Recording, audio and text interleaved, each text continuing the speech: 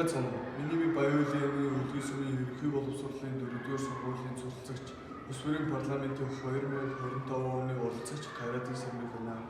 Манай сургуулийн ариун цэврийн бүтэмжээр өнөөдөр та нартай хуваалцах болно. Наадахтай байна. Өнөөдөр би манай сургуулийн 3 давхарт байрлах хэрэгтэй ариун цэврийн өрөөнүүдийн бодит байдлын талаар асуудал дэвшүүлж үүнийг хэрхэн сайжруулах тухай санал хэлэх гэж байна. Асуудлын тодорхойлолт.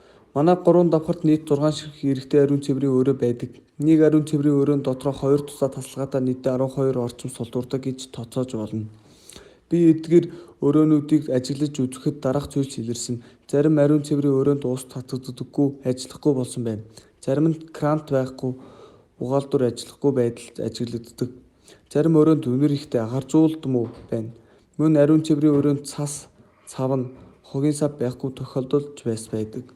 Энэ байдал нь сурагчдын тав дахь эрүүл авах үед муугар нөлөөлөд зогсохгүй сургуулийн орчны соёл хандлагыг ч бас илтгэдэг. Миний дэвшүүлэх санаа. Тогтмол үзлэг, хяналт тавих. Сар бүр эсвэл 7 хоног бүрийн тодорхой өдөр ариун цэврийн өрөөнүүдийг шалгаж эвдэрсэн зүйлийг цаг тухайд засах. Сурагчдын оролцоотой ариун цэврийн хариуцагч бүлэг байгуулах. Тухайн ангиуд ээлжээр ариун цэврийн өрөөний цэвэр байдалд анхаарч хариуцлага хүлээдэг болох.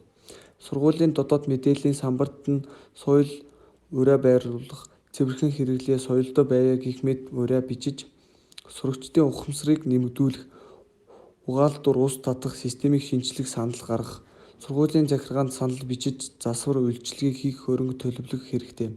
Хогийн сав, ариун цэврийн цас, үнэр дарагчийг байнга байлгах. Энэ нь ариун цэврийн өрөөний орчныг хадгалахад чухал нөлөөтэй.